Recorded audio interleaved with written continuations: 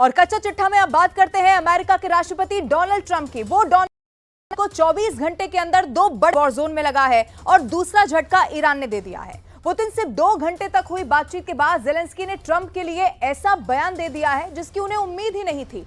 दूसरे कार्यकाल के पहले 4 महीनों में ही ये ट्रंप की चौथी फजीहत बताई जा रही है।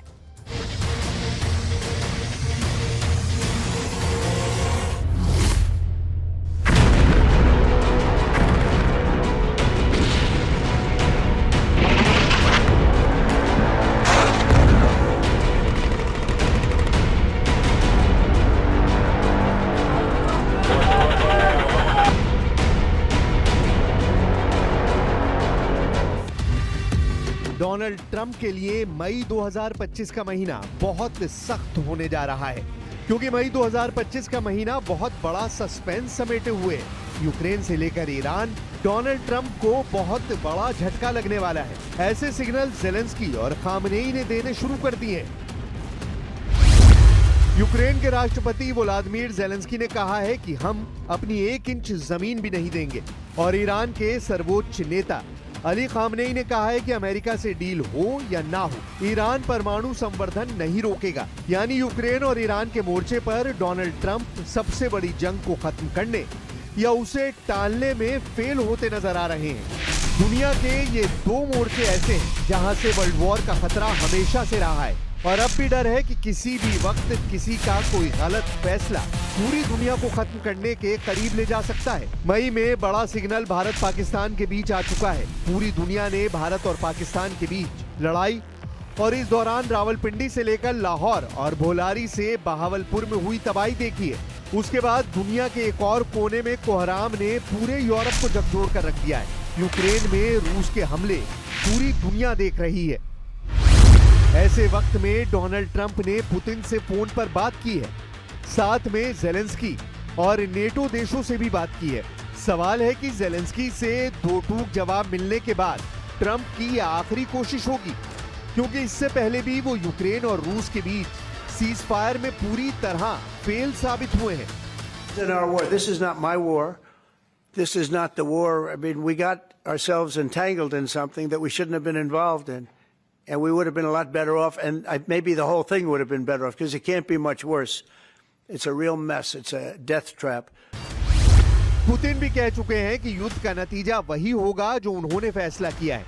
पुतिन कह चुके हैं कि युद्ध लड़ने के लिए उनके पास कोई कमी नहीं है। पुतिन का दावा है कि इस युद्ध में वो हर चीज मिटा दी जाएगी जिसकी वजह से युद्ध करना पड़ा। पुतिन बार बार बता रहे हैं कि इस युद्ध के बाद रूस की सुरक्षा सुनिश्चित हो जाएगी। लेकिन रूस और यूक्रेन के युद्ध के बीच डोनाल्ड ट्रंप की पुतिन से भी बात हुई है और जेलेंस्की से भी युद्ध रोकने की अपील की गई है। यूक्रेन के राष्ट्रपति जेलेंस्की ने ट्रंप से बातचीत के बाद क्या कहा, बहुत गौर से देखिएगा। Виводити наші війська з наших територій ніхто не буде. Це конституційний обов'язок мій.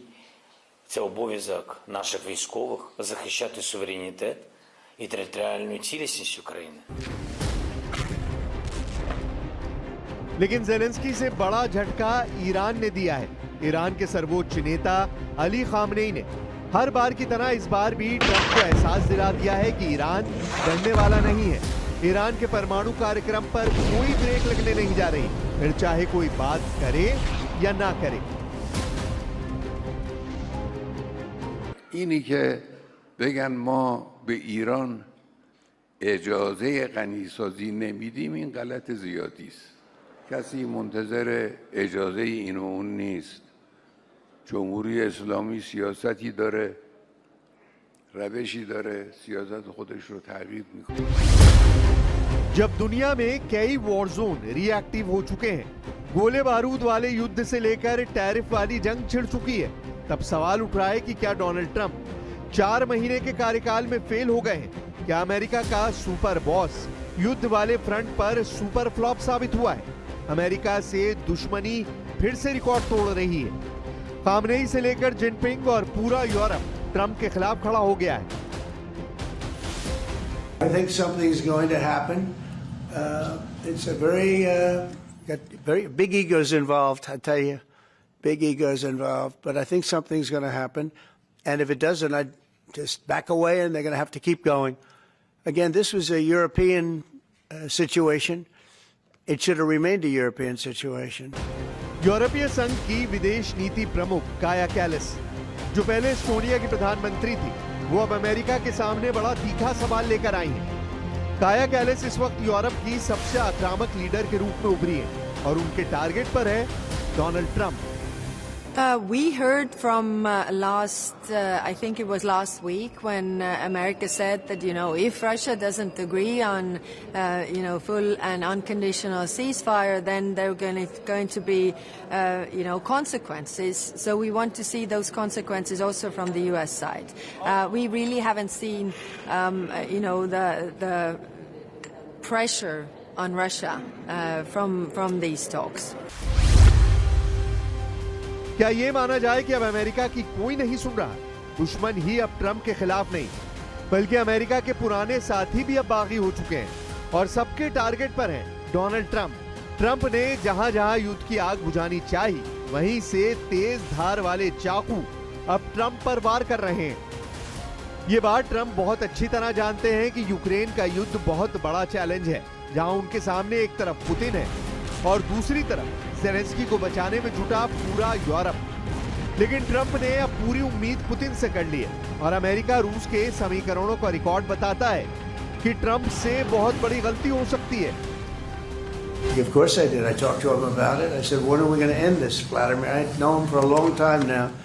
I said, when are we going to end this bloodshed, this bloodbath? It's a bloodbath. And I do believe he wants to end it. Donald Trump ने 20 जनवरी को दूसरी बार राष्ट्रपति पद की शपथ ली और अब 4 महीने के कार्यकाल में ट्रंप ने 2 सबसे बड़े वॉर जोन में आग बुझाने की कोशिश भी की, लेकिन अब तक सिर्फ बातचीत के आगे कुछ नहीं निकला है। पहला वॉर जोन गजा, जहां 15 जनवरी को सीजफायर का ऐलान हुआ, लेकिन ट्रंप की शपथ से एक दिन पहले यानी 19 जनवरी को लागू हुआ। वो सीजफायर ठीक 2 महीने बाद तार-तार हो गया और अब गजा में बड़ा मानवीय संकट गहरा गया है। नेतन्याहू भी ट्रंप की बात नहीं सुन रहे और गजा पर लगातार बमबारी जारी है। गजा में नेतन्याहू की बमबारी वाली पॉलिसी ने ट्रंप की हर कोशिश पर पानी फेर दिया है। गजा में हालात बहुत ज्यादा खराब हैं और एक बार फिर नेतन्याहू कह रहे हैं कि हमास को पूरी तरह खत्म करना ही उनका एजेंडा है। इजराइल की सेना फिर से उत्तरी और दक्षिणी गजा के बॉर्डर को लांघकर हमास को तलाश रही है। नेतन्याहू के टैंक बचे कुचे गजा को फिर से रौंदने को तैयार हैं, लेकिन असली एक्शन में तो उनके फाइटर जेट हैं, जिन्होंने फिर से टनों बारूद की बरसात गजा पर शुरू कर दी है। הידידים הכי טובים שלנו בעולם, סנטורים שאני מכיר כתומכי ישראל נלהבים, ללא סייג, שאני מכיר אותם עשרות שנים, באים אליי ואומרים לי כך: אנחנו נותנים לכם את כל הסיוע להשלמת הניצחון, נשק, תמיכה במהלכים שלכם לחסל את החמאס, הגנה במועצת הביטחון. नेतन्याहू के दावों के बीच गजा से बड़ी खबर संयुक्त राष्ट्र की तरफ से आई है। संयुक्त राष्ट्र ने कहा है कि गजा में अगले 48 घंटों में 14,000 बच्चे मर सकते हैं अगर उन तक राहत नहीं पहुंचाई गई। गजा के आसपास इजराइल ने ऐसा बैरिकेड लगा दिया है जिसकी वजह से वहां खाने पीने और बाकी राहत का सामान नहीं पहुंच रहा, जबकि गजा के अंदर इजराइल के हमले तेज होते जा रहे हैं। दूसरा वॉर जोन यूक्रेन है, जहां डोनाल्ड ट्रंप ने बहुत मिन्नत और मशक्कत के बाद पुतिन और ज़ेलेंस्की से बात की, लेकिन दोनों का रवैया ऐसा है कि ट्रंप किसी को राजी नहीं कर पा रहे। ट्रंप कार्यकाल के 4 महीने बाद भी यूक्रेन में युद्ध जारी है और ज़ेलेंस्की ने नई चुनौती दे दी है। पुतिन दुश्मनी लेने वालों को माफ नहीं करते, ये बात ज़ेलेंस्की बहुत अच्छी तरह जानते हैं। हालांकि ट्रंप से बातचीत में पहले दोनों पक्ष 30 दिन के सीज फायर के लिए तैयार हो गए थे, लेकिन अचानक यूक्रेन और रूस के बीच बमबाजी का रिकॉर्ड टूटने लगा। तब ज़ेलेंस्की ने फिर कह दिया कि 1 इंच जमीन को लेकर भी सौदा नहीं किया जाएगा, उनकी फौज पीछे नहीं हटेगी। Я попросив його перед його розмовою з Путіним не приймати рішень про Україну без нас. І для нас це принципові речі і дуже важливі. Ну і ми домовилися, що буде у нас потім контакт після його розмови з Путіним.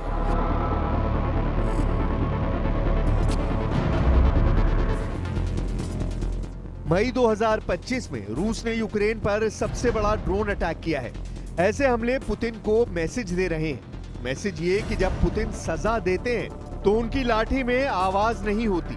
लेकिन इन हमलों से एक बात ये तो साबित हो गई कि जिस युद्ध को रोकने का ख्वाब ट्रंप ने देखा था, जिस युद्ध को रोकने के नाम पर वो अमेरिका में दोबारा राष्ट्रपति बने, वो जंग अब ट्रंप के कंट्रोल से पूरी तरह बाहर हो चुकी है। डोनाल्ड ट्रंप के सामने जो वॉर जोन एक्टिव थे वो अब भी बरकरार है। गोले बारूद और बंकर बस्टर वाले युद्ध से लेकर परमाणु युद्ध के खतरे और टैरिफ वाली जंग तक ट्रंप हर मोर्चे पर फेल साबित होते जा रहे हैं। उनके 2 महीने के कार्यकाल में ही सवाल उठ रहा है कि क्या ट्रंप का युद्ध खत्म करने वाला ट्रेलर फिल्म बनने से पहले ही फ्लॉप हो गया है। ईरान, चीन, यूरोप ट्रंप को आंख दिखा रहे हैं। अमेरिका के सुपर बॉस वाला रुतबा युद्ध वाले फ्रंट पर सुपर फ्लॉप साबित हुआ है। इजराइल और यूक्रेन का रुख बता रहा है कि ट्रंप की नसीहत अब मजाक बन चुकी है। गजा में युद्ध विराम होता नजर नहीं आ रहा और पुतिन के साथ ट्रंप की बातचीत को ज़ेलेंस्की बहुत हल्के में ले रहे हैं। ईरान के परमाणु कार्यक्रम को लेकर ट्रंप की नजरें टेढ़ी हैं, लेकिन उनको भी तेहरान से कड़वे बोल सुनने को मिल रहे हैं। ईरान के सर्वोच्च नेता अली खामनेई बार बार बता रहे हैं कि अमेरिका चाहे जितनी बड़ी ताकत हो, डोनाल्ड ट्रंप चाहे जितने बड़े डील मेकर हो, ईरान उनके साथ परमाणु कार्यक्रम को लेकर समझौता नहीं करेगा।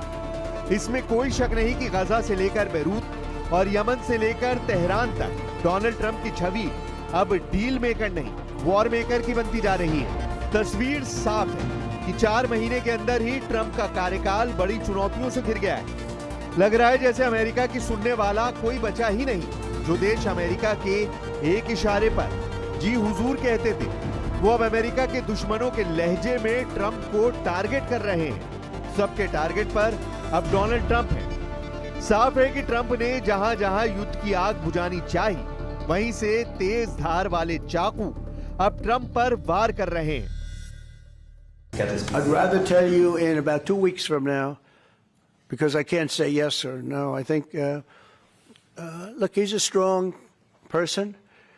Zelensky is a strong guy, and he's not the easiest person to deal with. But I think that he wants to stop. He's, not. It's a very bad. It's a very bad thing that's happening over there. I think he wants to stop. But I could answer that question better in 2 weeks or 4 weeks from now. I hope the answer is that he wants to get it solved. Donald Trump चाहते हैं कि वो दूसरे कार्यकाल में इतिहास बना दे। Ukraine और रूस से लेकर फिलिस्तीन और इजराइल में नाम कमा ले। ईरान और चीन से उनकी टक्कर लगातार चल रही है। लेकिन तमाम खटास और तकरार के बावजूद ट्रंप ने टारगेट सेट कर लिया है। लेकिन बड़ी बात यह है कि ये 2025 है। ये ना अमेरिका के दौर वाली दुनिया है, ना ही उसके एक छत्र राज वाला इंटरनेशनल सिस्टम। बस इसी बात को समझने में ट्रंप ने गलती कर दी है। यही वजह है कि ट्रंप इस वक्त कई मोर्चों पर फंस चुके हैं। डोनाल्ड ट्रंप का मेक अमेरिका ग्रेट अगेन वाले नारे की सच्चाई ये है कि अमेरिका तभी फिर से ग्रेट बनेगा जब दुनिया ट्रंप की बात मानेगी। लेकिन फिलहाल ऐसा होता नजर नहीं आ रहा।